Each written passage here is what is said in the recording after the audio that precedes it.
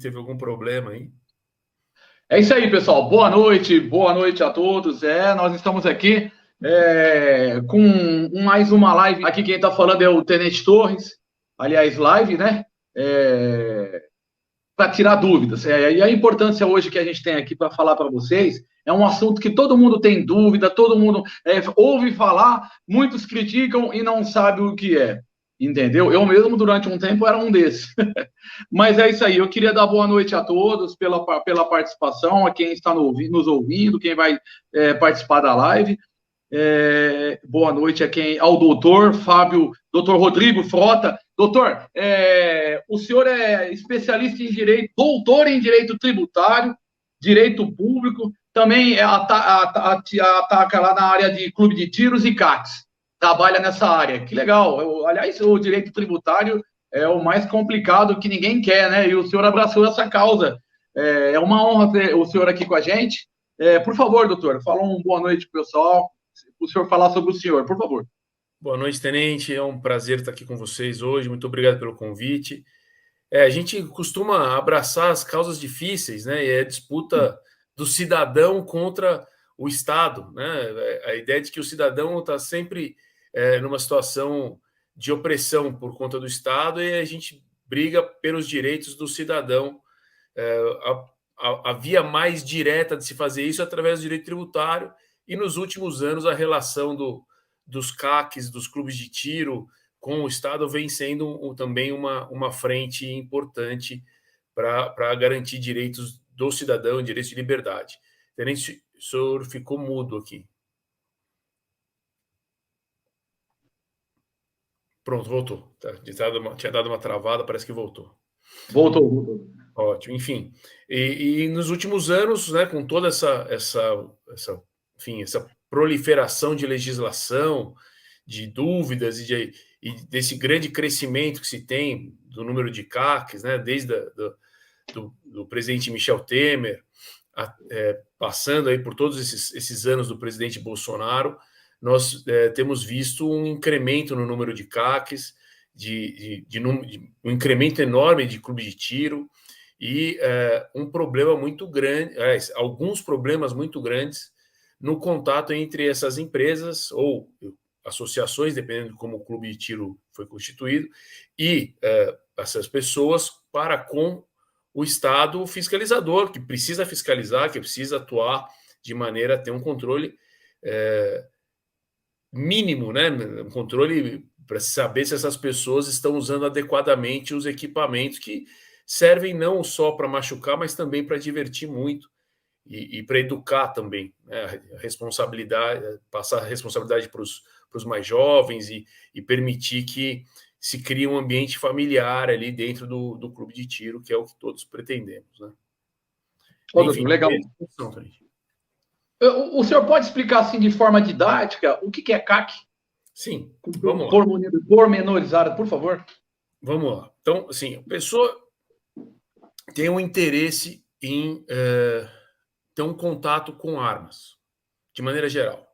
Ela pode escolher um de dois caminhos, ou pode escolher até os dois, enfim, ela pode seguir para uma linha de defesa, propriamente dita, que seria a questão da posse e do porte de arma de fogo.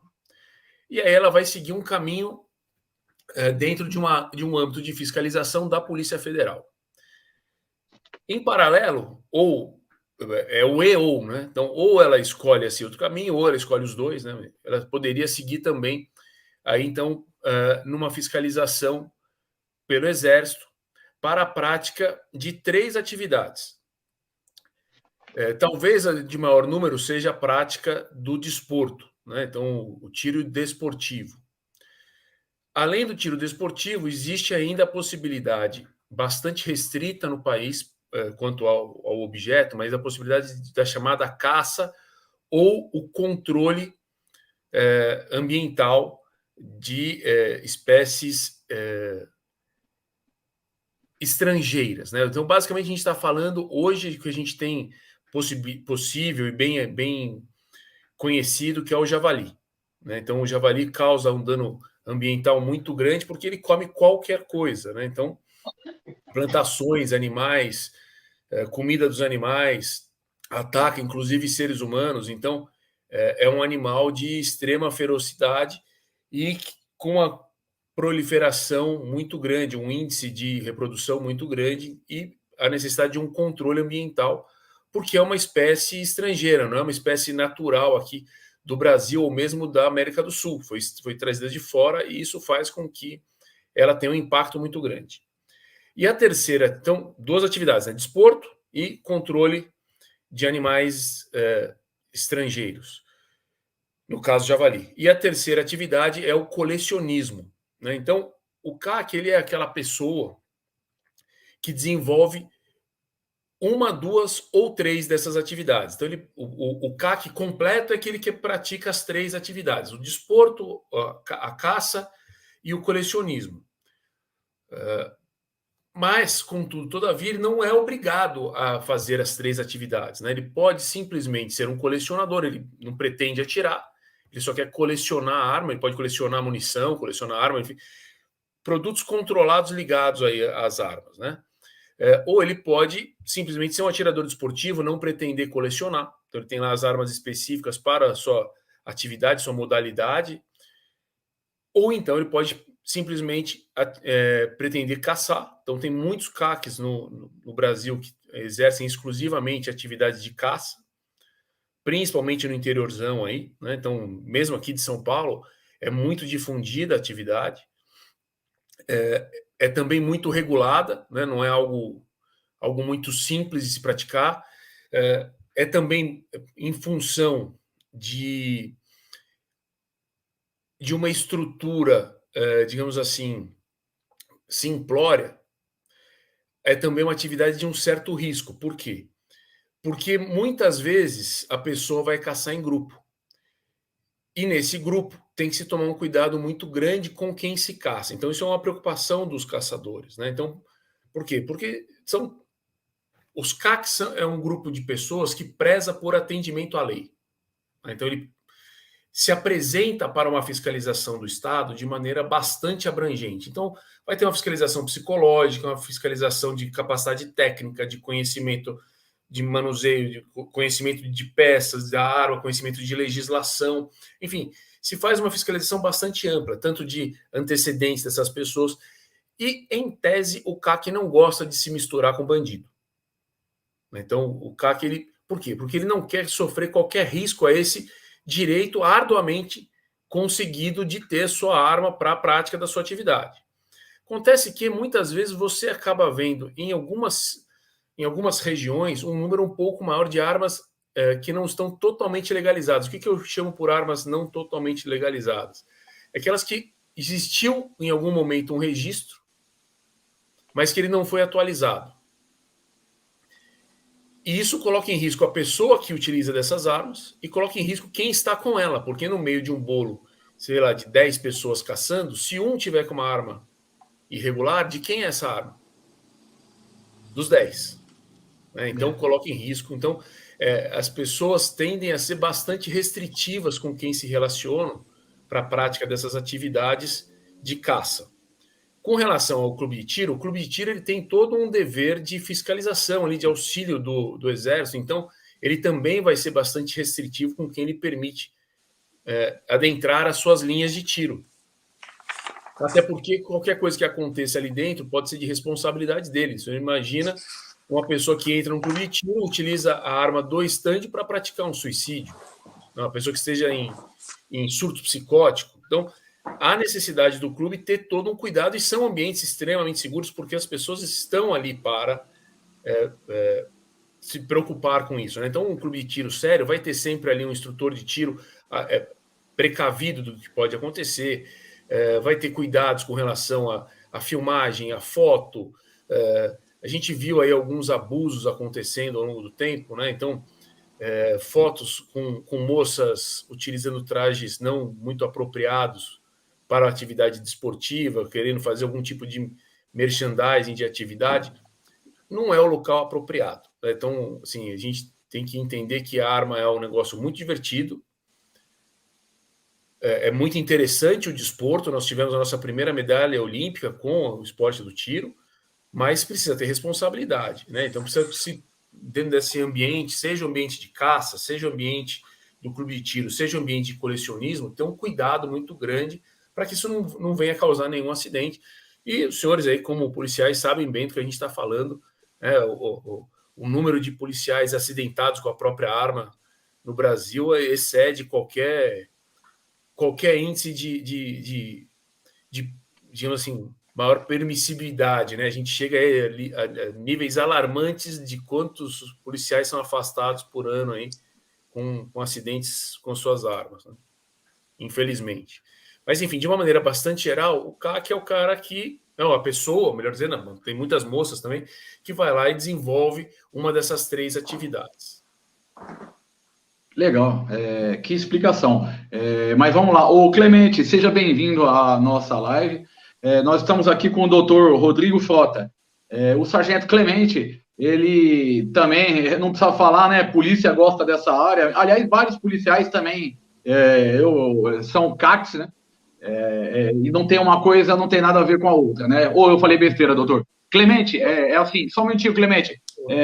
Dá uma boa noite pro pessoal aí, Clemente, que aí eu passo a pergunta pro doutor. Depois você já prepara a sua pergunta aí, por favor, pro doutor Rodrigo. Vamos explorar ele, no bom sentido. Boa noite. Boa noite. Eu sou o sargento Clemente, sou de Ribeirão Preto. Também sou candidato a deputado federal aqui pelo estado de São Paulo, né? É um assunto que muito me interessa, a questão de aprofundar mais, né, sobre os CACs.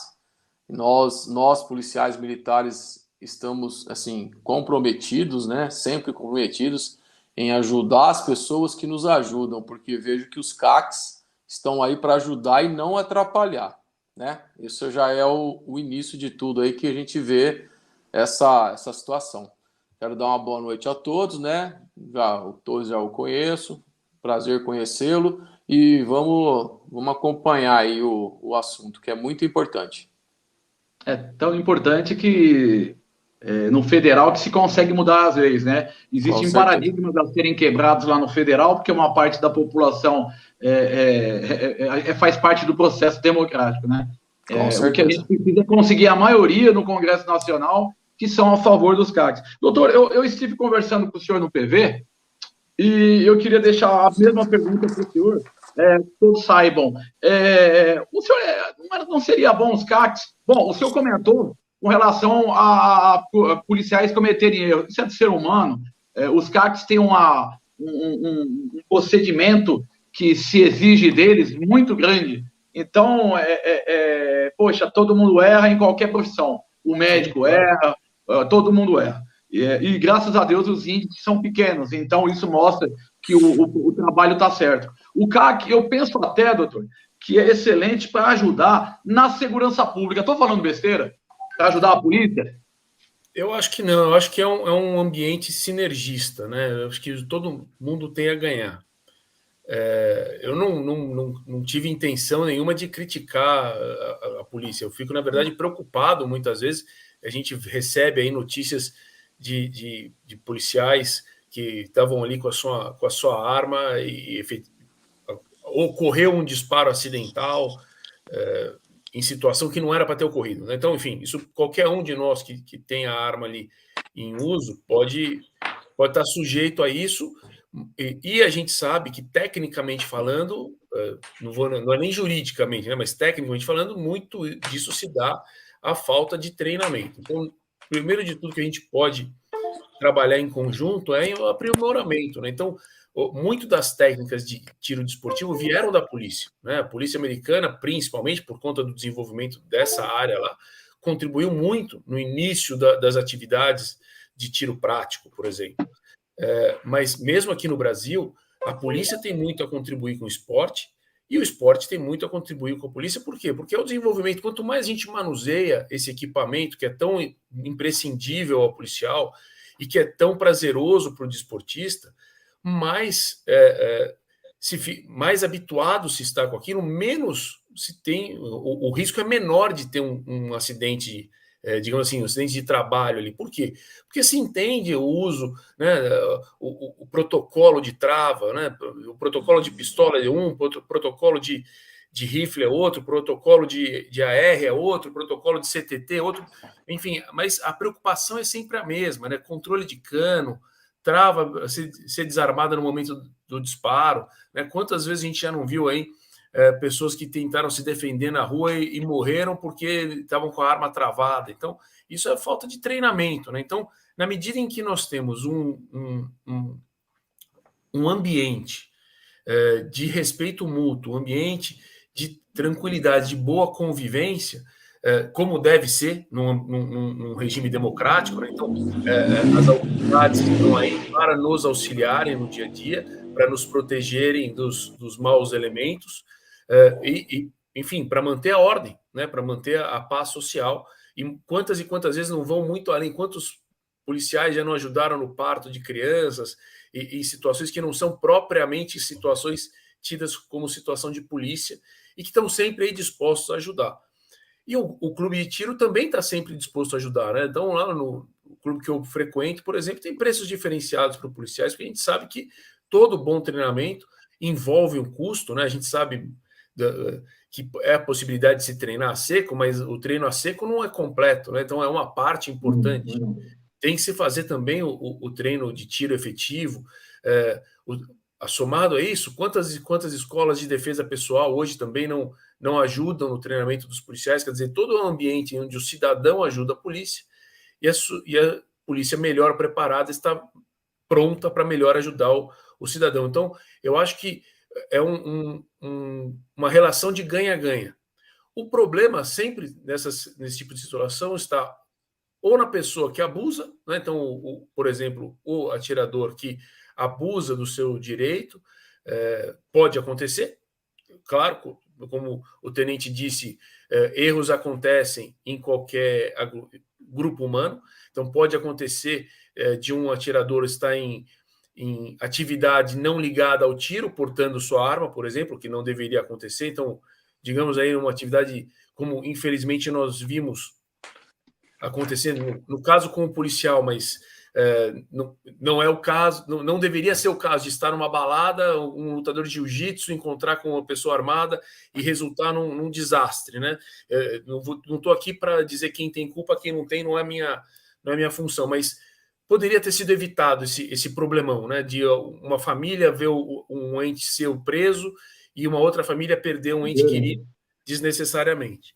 Então são situações como essas que a gente precisa da polícia para evitar, né? Ou seja, uma boa fiscalização.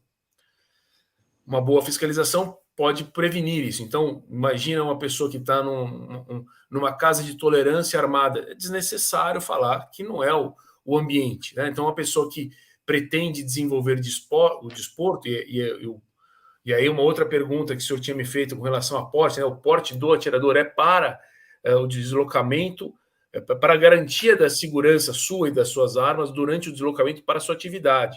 Então, isso é o que precisa se ter em voga, de que hoje a legislação permite isso, né? Então, e nessa parte pode sim auxiliar, porque ao longo desse deslocamento pode ocorrer alguma situação onde ele precise fazer uso do seu armamento, seja para defesa sua ou eventualmente até de terceiro, como legítima defesa de terceiros, sabendo, né, nós que haverá problemas, né? Já passa a palavra, só para encerrar aqui a ideia, sargento, que haverá o processo, né? Haverá o inquérito, haverá a investigação, e isso a pessoa que age está sujeita, seja essa pessoa um civil, seja a pessoa policial, também vai estar sujeito a esse, quando age na legítima defesa de terceiro, também tem que encarar aí uma investigação se foi isso mesmo, né? Desculpe, sargento, pode ir.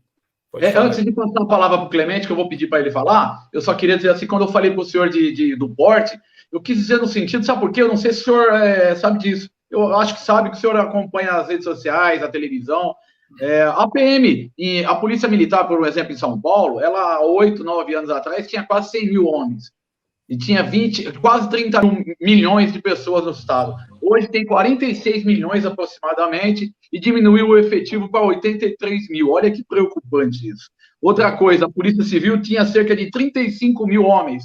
Hoje ela tem cerca de 18 mil aproximadamente. Olha como prejudicou e aumentou, quase que dobrou a população do estado.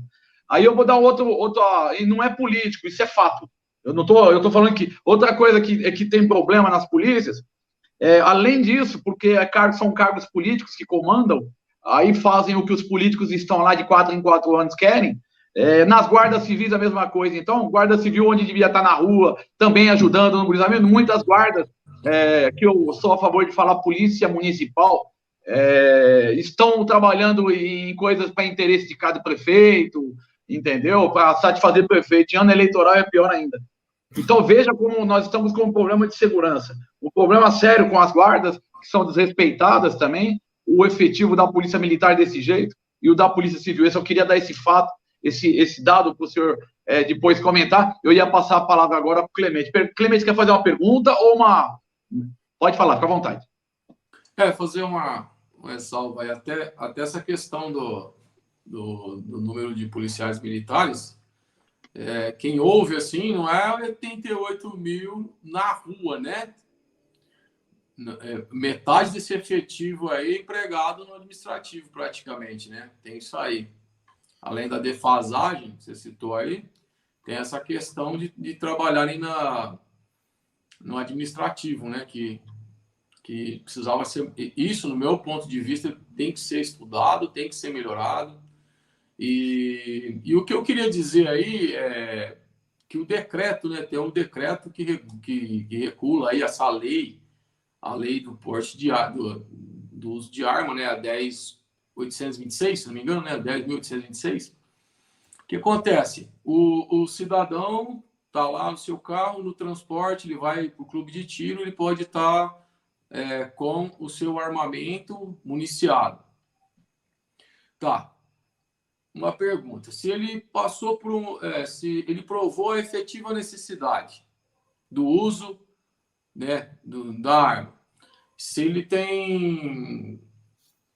já provou tudo, tem ocupação lícita, é um cara que não tem antecedentes criminais, então eu acho que já tinha que de pronto nós precisamos melhorar as leis, melhorar a lei, mudar a lei para que, se o cara comprou, ele comprou o seu armamento, ele provou que ele tem capacidade, é o porte total. Não tem dessa de ficar só no deslocamento, né?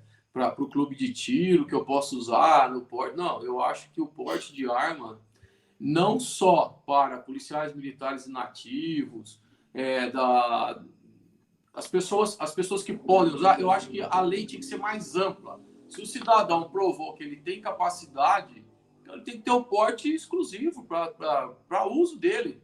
Então, o senhor mesmo disse aí, de repente está acontecendo ali um roubo, um furto, como a gente vê vários vídeos de policiais militares que intervêm nessa situação. Muitos CACs aí também são preparados, eles têm capacidade de auxiliar. Como um guarda municipal na hora de folga, agente penitenciário, policial militar, policial civil, bombeiro. Então, tem muitos que estão preparados e poderiam salvar vidas. Inclusive, muitas mulheres aí que estão sendo violentadas aí nessas ruas escuras por falta de segurança, né? Então, esse é o meu ponto de vista. Eu acho que... nós estamos tô dando risada porque, assim, é como se não fosse trágico, né? Tá à beira aí de candidatos aí batendo no peito e dizendo que se voltar vai acabar com o porte de arma, vai acabar com o armamento. Isso é um absurdo. E é isso aí. A gente briga do outro lado, né, para poder melhorar cada vez mais a condição do cidadão. E temos aí, por outro lado, essa situação aí que estão querendo acabar com o porte de arma. Pois não, doutor. Isso é bom. Sargento, o senhor aí, do alto do seu poder de síntese, tratou de tantos assuntos aí em tão pouco tempo, situações bastante complexas. Então, vamos lá. Primeiro de tudo, vou partir do mais simples, né? O senhor comentou aí de candidatos pensando em empreender, em fazer. Esses dias a gente viu eu vou citar nomes que eu acho que não é elegante aqui da minha parte. Até porque os senhores estão aí nessa disputa política, eu não quero colocar ninguém em maus lençóis, a gente sabe que depois tem negociação, enfim, não vou entrar nisso, mas candidato a presidente, falar que vai prender cidadão que cumpre lei, principalmente quando esse candidato é bacharel em direito, professor de direito constitucional no seu estado, é algo revoltante, né? Então, eu tenho visto algumas coisas realmente deprimentes do ponto de vista ético e moral dentro da minha área, né, da área do direito. Então, tenho visto algumas autoridades em assunto falando bobagens para o público, desinformando o público, vindo à nação com posições muito estranhas, que não são aquelas que nós aprendemos nos primeiros anos de faculdade, ou seja, no básico do básico, né? Mas, enfim, dito isso, que era o ponto mais simples, né, que isso não faz sentido uma pessoa querer prender alguém que cumpre lei, né? Vamos às questões mais complexas, né? Como a gente conversou falando aí com o tenente no começo da live, tem dois caminhos a serem seguidos: o caminho da estrita defesa e o caminho da atividade com a arma, que não é propriamente defesa, que é a atividade de tiro desportivo, de caça ou de colecionismo, né?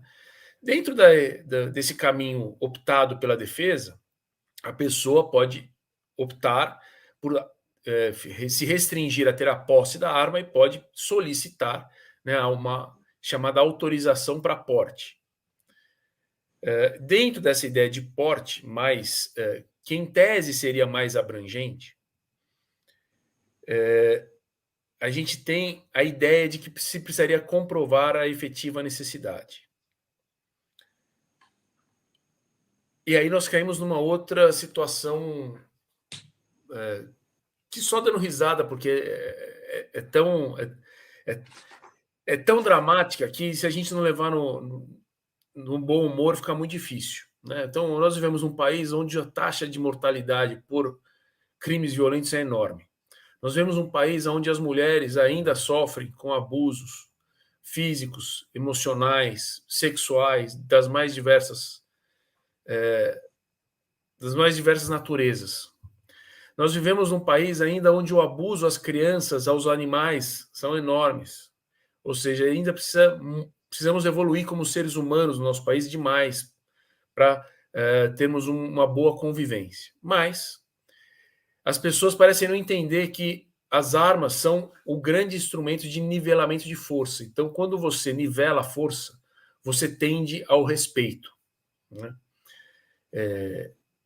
É muito raro, por exemplo, a gente ver dois PMs de qualquer estado elevando o tom de voz ou brigando, né, usando um termo um pouco mais chulo, porque os dois ali são autoridades, né, mesmo que em hierarquia diferente, mas são autoridades, e os dois estão armados. Ou seja, há um respeito ali. A pessoa não vai passar de um limite, porque, obviamente, a pessoa tem ali como reagir.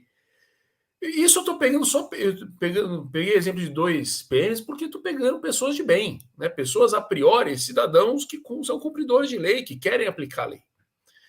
Da mesma maneira, a pessoa que quer se defender, ela não quer, ela passa por toda essa burocracia, sargento, que o senhor colocou. Então a pessoa faz exame psicológico, a pessoa faz exame técnico, faz exame teórico, demonstra aí que vive num país violento, e isso não é o suficiente. Isso não é o suficiente por quê?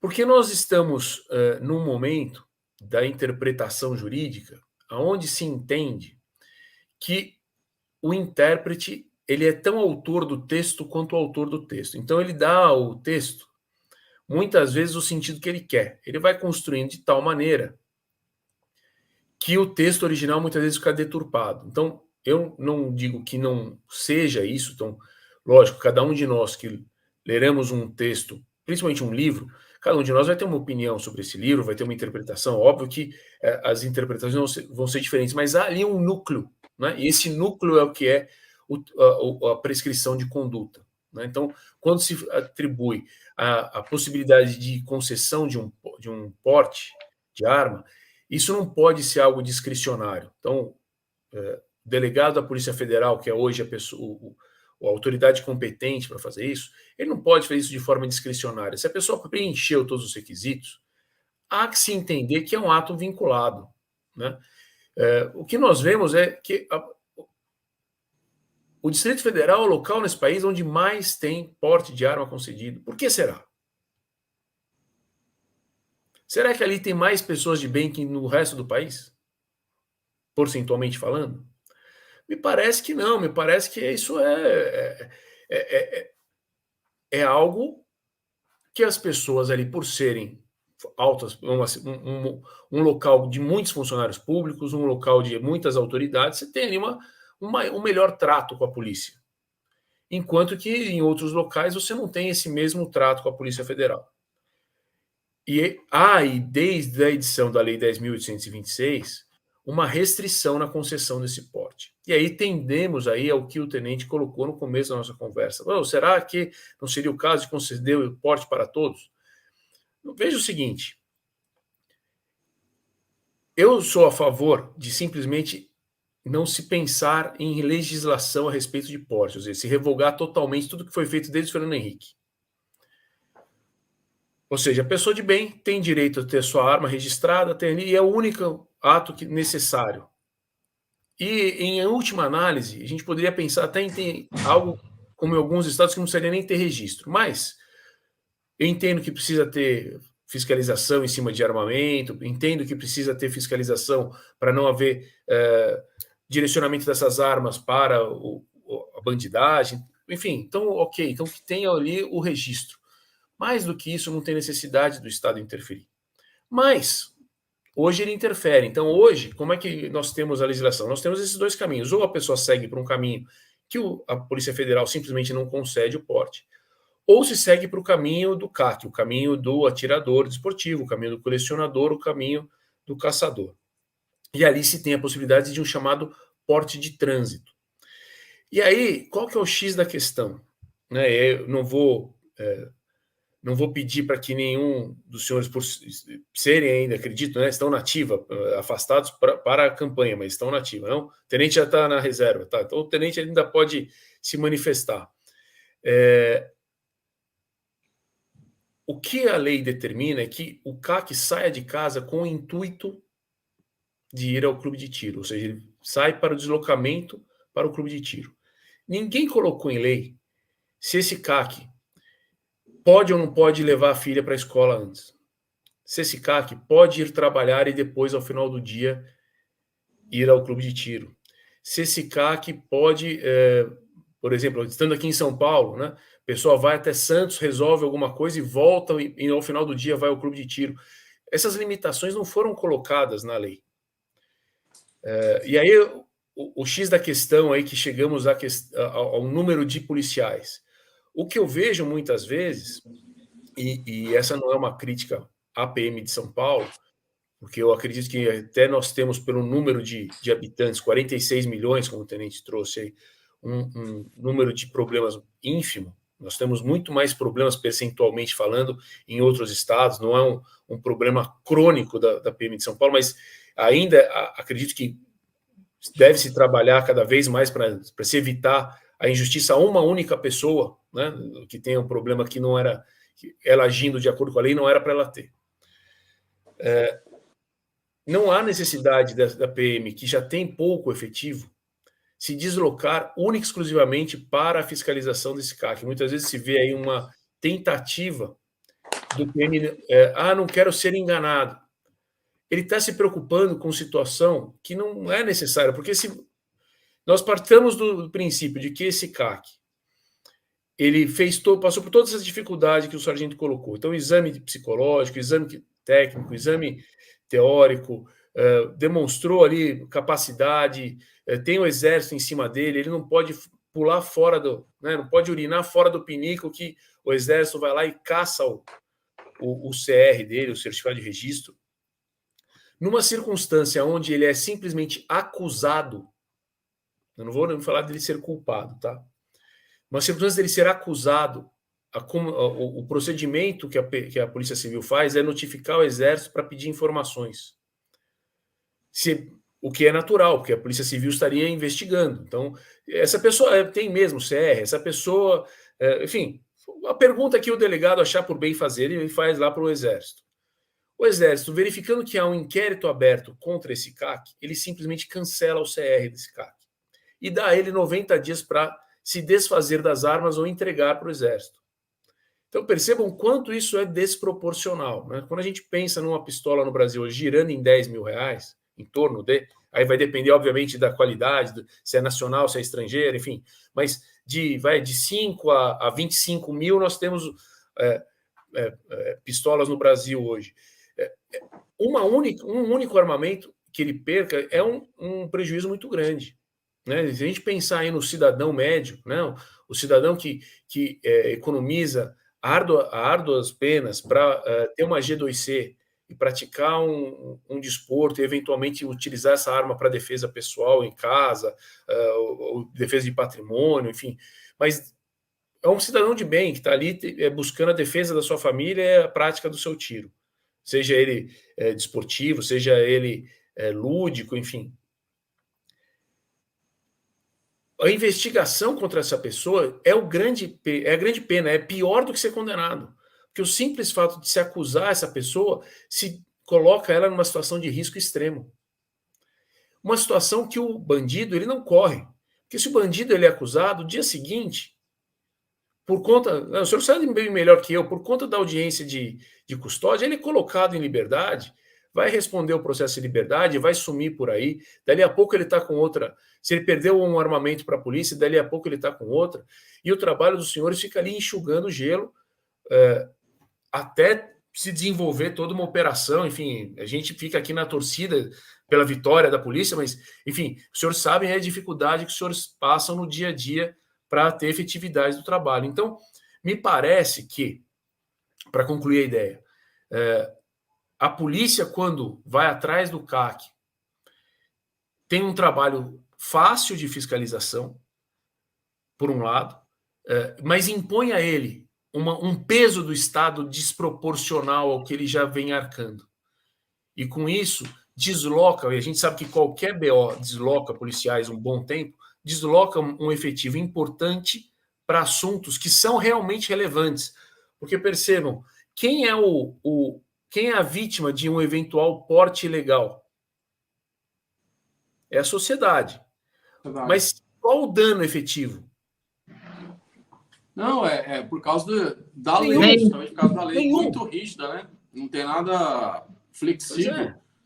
Não tem nada flexível. Se o cara tá ali, já provou que é um cidadão do bem, paga suas contas, tá ali na intenção de cuidar, zelar pela segurança da sua família, meu, não tem essa. O porte tinha que ser já, imediato. E perceba, o próprio comando da PM hoje tem um POP, né, onde simplesmente não se vai muito além de se verificar a documentação. Então, o policial, quando ele vai além disso, está querendo arranjar sarna para se coçar. E essa é uma das minhas preocupações. Por quê? Porque quando ele vai atrás de querer prender, porque quer prender, a gente sabe que muitas vezes a pessoa acordou num mau dia, está ali numa situação de turno virado, às vezes está em plantão duplo, triplo, enfim. É ser humano, gente, certo? O policial está ali, mas é um ser humano. Mas é o que o Tenente Torres falou, né? É o que ele acabou de falar. Às vezes tem um mau médico, tem vários profissionais. Às vezes o policial é bom, às vezes é um excelente policial, mas naquele dia ele está de olho virado por um problema pontual. Eu trago para a minha realidade. Toda vez que eu me deparo com o CAC, eu já fico tranquilo, eu fico até contente, porque é uma pessoa do bem que está ali para me ajudar no dia a dia. Eu não vejo dessa forma, não, doutor. É um ou outro que, né? Pode extrapolar aí. A gente precisa entender que existe o efeito auréola, né? Quanto mais pessoas de bem estiverem armadas na rua, nós teremos uma segurança maior. Não é que porque as pessoas estão armadas que teremos um bang-bang. Né? Durante a década de 80, muita gente tinha a arma na cintura e nem por isso as pessoas trocavam tiros por um acidente de carro. Com o fim do porte legalizado na década de 90, com a criação do crime de porte ilegal, é que a gente começou a ter receio de brigar. Os senhores têm mais ou menos aí, o tenente todo, talvez por estar na reserva, talvez tenha um pouquinho mais, mas tem mais ou menos a mesma idade que eu. A gente viveu isso. As pessoas passaram a ter receio de briga de trânsito depois que se criminalizou o porte de arma, porque você não sabia o que poderia vir dali. O efeito auréola, ele garante uma diminuição geral de periculosidade. Agora, para que uma pessoa que está, vamos imaginar, dentro da racionalidade, que já tem uma sobrecarga de trabalho muito grande, vai se coçar com um efeito inútil, que seria o crime de porte. Ah, mas eu não posso deixar de trabalhar, porque senão estarei eu cometendo um ilícito. Então vamos entender o seguinte: qual que é o problema da pessoa, para o policial, qual que é a consequência para o policial quando ele age com excesso com relação ao CAC? Isso pode causar um problema para ele. Agora eu não vou tratar. A gente já citei os problemas possíveis para o CAC. Vamos imaginar agora o problema para o funcionário público, policial. Com base na lei de abuso de autoridade, né, que relativamente recente, o policial pode ser responsabilizado pessoalmente. Agora, o senhor imagine que esse policial que realizou essa prisão, essa operação, seja um recém-saído da academia, né, um cadete novo, né, soldado, que tem ali o soldo básico da corporação. E ele apreendeu uma bereta M9A4 com Red Dot, que hoje está na faixa dos seus 25 mil, mais o preço do Red Dot, uns 30 mil, de um atirador que estava se deslocando corretamente para o seu treinamento no clube de tiro. E só que, enfim, ele achou que estava com roupa inapropriada para o desenvolvimento da atividade e prendeu o atirador. Digamos que não se consiga comprovar o abuso do atirador, em que, portanto, fique demonstrado ali a prisão ilegal.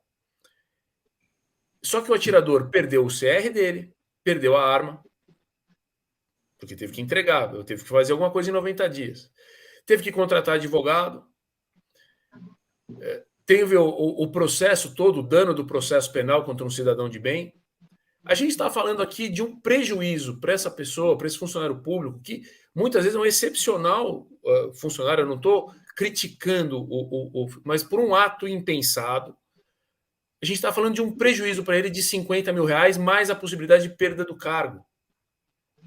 Então, eu não estou aqui falando de ameaça, não estou aqui falando para causar problema. Eu estou aqui querendo conscientizar de que toda a atuação que nós temos, e os policiais têm uma atuação sempre no limite, porque os senhores trabalham com tensão o tempo inteiro.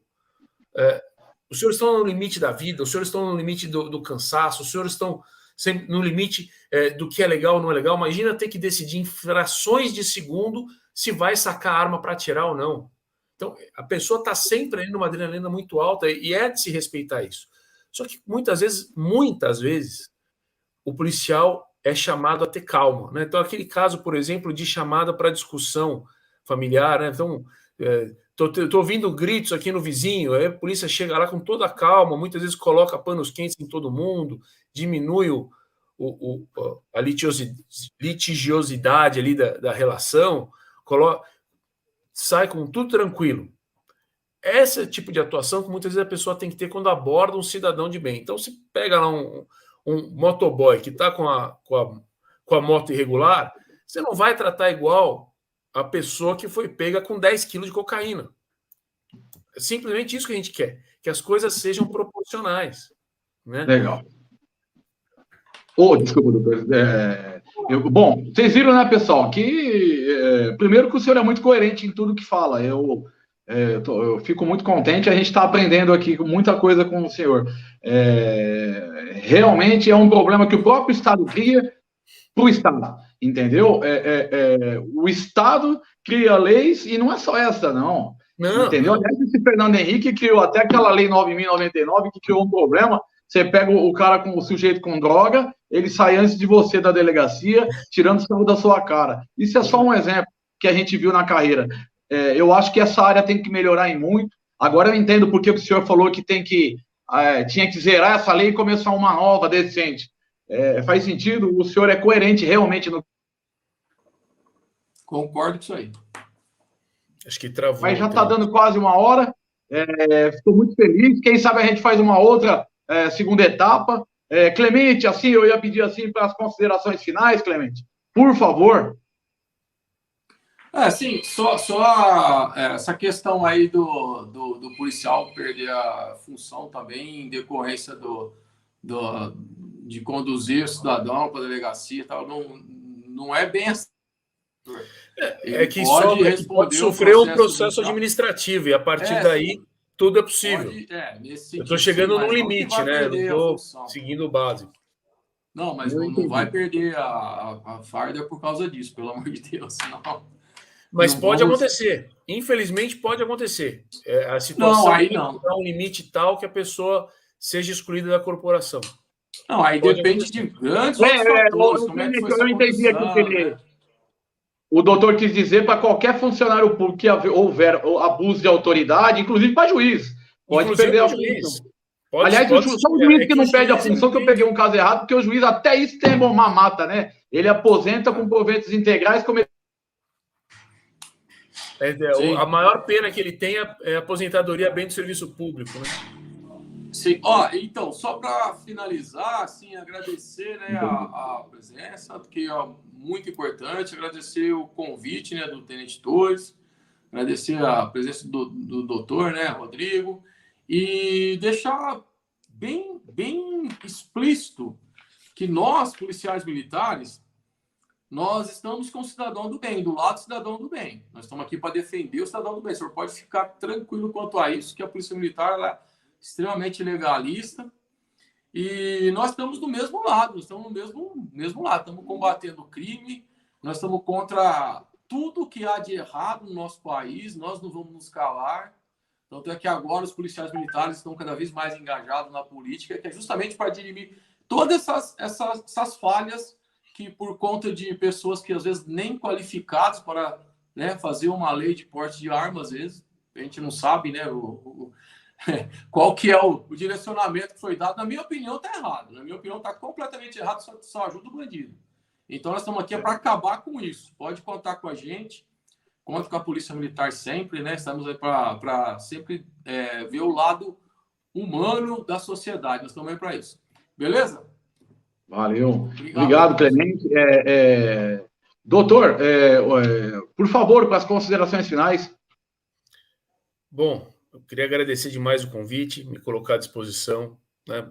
Tem muito mais assunto a se tratar aí com relação aos CACs, até a própria fiscalização dos CACs hoje, que a gente estava comentando, dos documentos eletrônicos, né? Que é uma relativa novidade, muitos policiais ainda têm dúvida com relação a isso. Agora, sargento, nós é que estamos do lado dos policiais, porque Sim. Todo CAC torce para que a lei seja cumprida, né? Nós estamos sempre admirando o trabalho dos senhores. E por isso que muitas vezes dói ver quando algo sai do como deveria ser, né? Da normalidade do trabalho que a gente está acostumado. A Polícia Militar de São Paulo é a melhor polícia militar do país. É sempre cumpridora dos seus deveres. Pessoal, boa noite a todos. Deu uma travadinha na internet, melhorou para vocês aí? Melhorou. Eu gostaria aqui de finalizar dizendo o seguinte: se todo mundo que a gente abordasse na rua, na minha vida, na carreira, né, Clemente e doutor, fossem CACs, que bom que fosse, porque a gente nem ia ter que levar para a delegacia porte ilegal de arma, um monte de coisa. Então, tomara que até porque o CAC tendo o porte, aliás, o senhor explicou bem, tem 3 áreas. Ele pode ser desporto, aliás, ele pode ter defesa, né, posse e porte. Depois, 3 atividades: desporto, caça ou controle de ambiente. Aliás, a gente viu esse do javali na televisão para controle ambiental. É bem atual isso que o senhor falou. E também colecionismo. Achei legal, muito legal a explicação do senhor. Eu quero agradecer mais uma vez a todos que estão nos ouvindo, que estão participando dessa live, ao Clemente, Sargento Clemente, e ao doutor Rodrigo Frota, que bem explicado, coerente, e que sirva assim de esclarecimento para quem quer ser CAC, e vamos ver se a gente consegue mudar essa lei, né? Mais uma que tem que ser mudada para não prejudicar nem o cidadão de bem e nem o próprio Estado, né, Clemente? Pois não, Clemente? Com certeza. Valeu, obrigado a todos, fiquem com Deus, e é isso aí, unidos, focados e fortes. Obrigado. E do lado dos CACs agora aí. Os CACs com a gente. Isso aí. Doutor, muito obrigado. Gente, obrigado. Fico à disposição. Tudo de bom. Estamos aí para defender e brigar pelos CACs lá em Brasília. Pode contar comigo aí, que nós estamos aí para unir.